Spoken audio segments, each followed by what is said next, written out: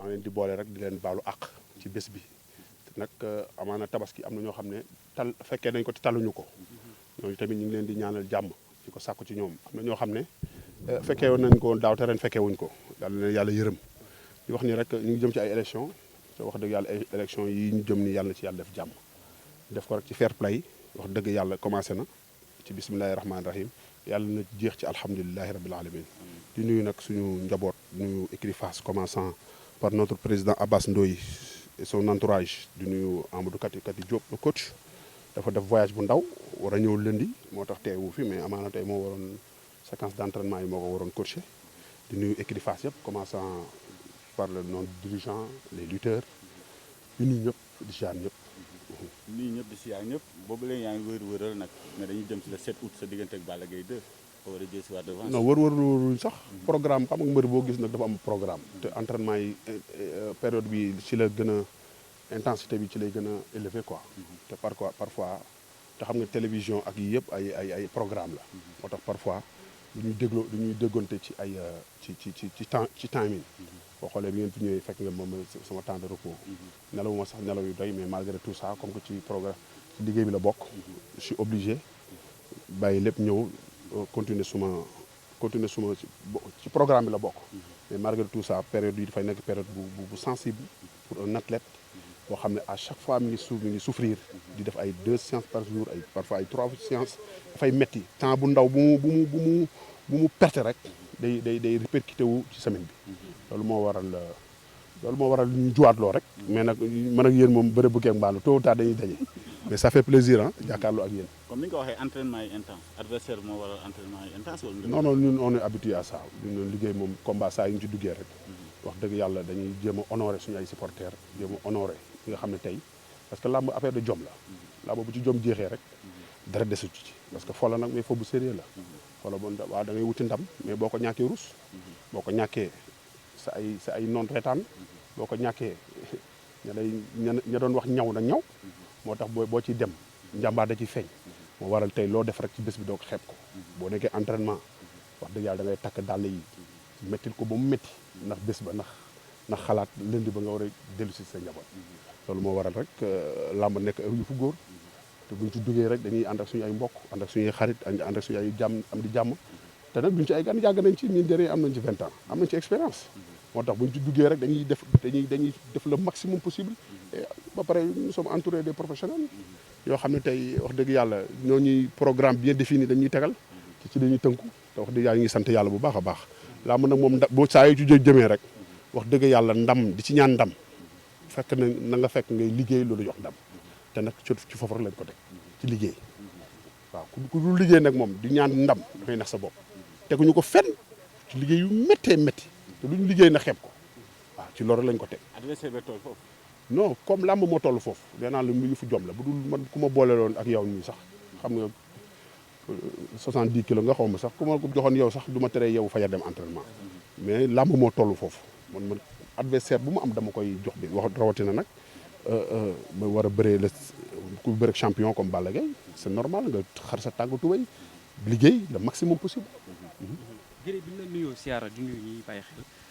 tey fi ñu la fekk rek pour ci entraînement bi. lu waral tey teewaay fii tey lan la fi ñu la fekk. waaw fii moom fii boo xoolee fii mën nga fi entraîner pendant des heures yoo xam ne amul kenn ku lay intimider te et c'est très important et ba pare forêt la et c'est entouré des arbres te boo xamee arbre oxygène bi muy dégager c'est très important pour les poumons tey le soir tey foo mënti dem rek y a trop de xam nga y a trop de pollution te fii moom wax dëgg yàlla mën nga fi entraîner den fekk sax parfois ñuy yenn travail de vitesse yi sax fekkee wala ko ñu koy liggéey mais fii tey loo fi entraîner rek da ngay gagner da ngay gagner ñaar di oxygénation di nga ko gagner di nga gagner maanaam di nga gagner respiration li ngay noyyi parce que Sénégal dafa bëri pollution secret la boo xam ne tey ñun suñu ay xamuñu fi mësuñu fi ñëw suñu ay coach suñu ay entraîneur suñu ay préparateur physique ñoo ñu imposé fii xam nga boo ñu fekkoon fii ñuy manœuvre fii da nga naan c'est pas possible boo demee kër ga lekk sax bu la mën a tegalee loo war a lekk sax doo ko lekk ndox ngay mën naan tëdd nelaw mais sant yàlla rek bés bi jar na ko. su ma juumalee sa préparation Balla Gaye bee passé su ma juumalee def nga regroupement 3 mois su ma juumalee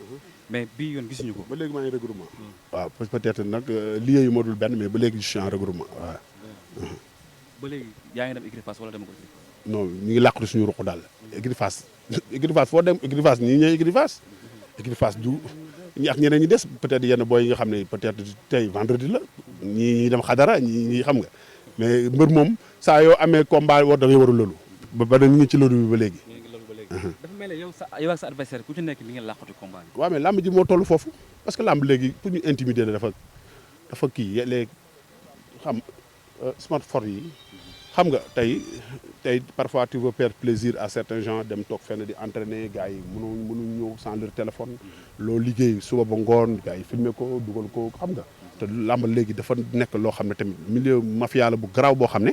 gars yi lu ñu bëgg xam nga nit dañuy yónni mu toog xam nga intimidation boobu daal am na ci expérience de vie moo tax nag mbëri ku ci am combat da ngay dem làq sa ruq liggéey li ngay liggéey bis boo ko yekkee ci bis bu liggéey naag liggéeyuma bis bu ñëpp teewee nga takk sa ngemb dongale dóor benn 100 mètres dañuy xam ne ki toog woon këram di laal ay amis gël ak yooyu moo tax loolu rek moo waral mbëri ku ci am combat da ngay vigilant làqu ci ruq liggéey li ngay liggéey parce que léegi da ngay bëgg faire plaisir à tout le monde dem centaine de milliers de personnes wër la ñëpp ku ci nekk sa téléphone nga yor loolu liggéey ba jant bi soo yaakaar yaa ko nekk suba nga xëy gis ko fépp moo tax gars yi nag di sàmm seen bopp te loolu sport moo demee moo yegg foofu léegi. bëre woon nga Balla Gaye 2 le 31 juillet su ma juumlee 31 mars 2018 combat bi nga waxoon da nga koy cons ñu gis ni mujjee combat bi ñi ngi xaar cons comme combat boobu wala gën a am changement. waaw mais lamb moom xam nga ñaari mbër yu bëre woon ba pare bu ñuy ñëwaat du métti ku ci nekk wax dëgg yàlla xam nga erreur yi nga def ca combat ba c'est des choses à rectifier rek xam nga wax dëgg yàlla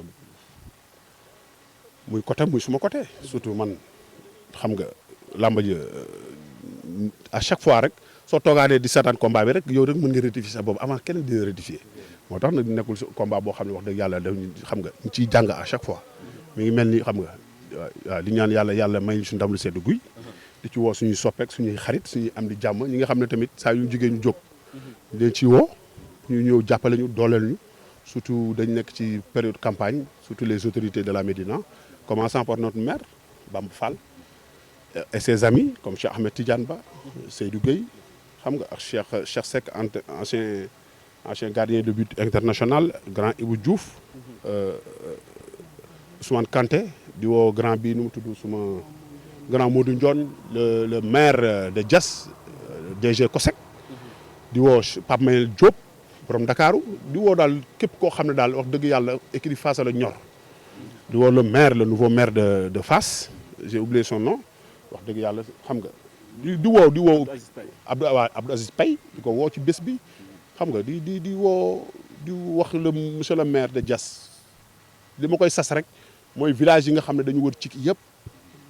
tund Safeen gi yëpp village bu ci nekk dama ko joxal ñaari car wala ñetti car ñu stade man loolu laa ko sas sama grand la sama ancien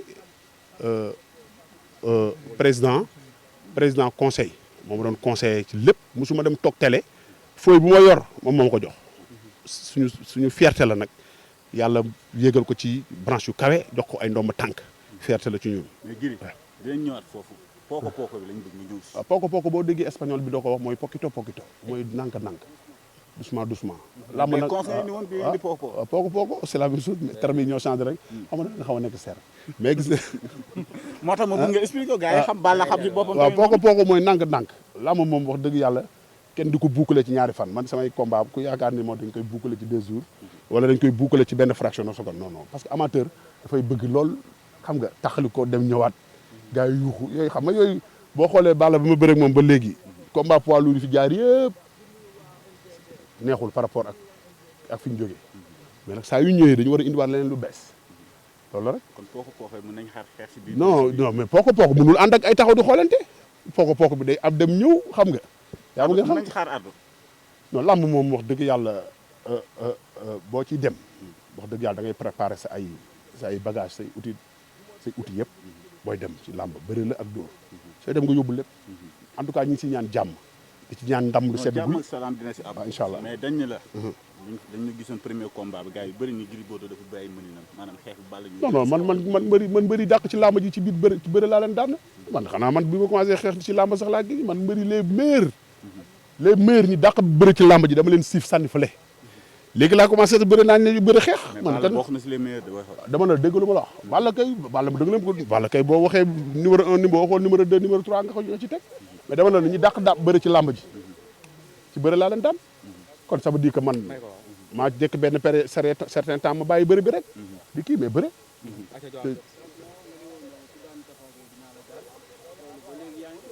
non loolu dafa bokk samay mission xam nga mooy furlil maanaam tey sa mentor xam nga ki nga xam ne da nga ko succédé tey dafay jaadu Mbaye Guèye bi mu bàyyee bëre Moustapha Guèye képp ku ko daan na la Moustapha Guèye képp ku ko daan loolu dafa bokk ci projet samay devise loolu dafa ko signé ñu cacheté ko amul kenn te nag wax dëgg yàlla ñaari romb nañ kenn naa ci des Bombardier fii la jaar Tyson fii la jaar ñu ñaan yàlla Balla jaar fi. mais Balla daa mel dafa xaw a tuuti de. non damay am problème yàlla baax na ñu ngi ciy ñaan yàlla daal mu jaar fi gars yi jaar rek. moom nee na ndax di nga taxaw dëggal sa bopp. waaw incha allah seen premier combat bi ni mu fa demee. day dóor ngay daw di génn di ñëw yooyu. loolu du dëggal boppam moom moo xamul ay déplacement yooyu moom dafa xaw a nekk seer tuuti. xam nga non dafa xaw a seer xam nga tey sport de combat da nga gis boo xoolee tous les sports de combat y a des déplacements moom xamul loolu moom boo arrière sax mu ne da nga daw xamul loolu moo tax. mais moom lu mu xam kon. waaw xamul loolu il faut être un puncheur. sport de combat yi am ci àddina bi yëpp karaté judo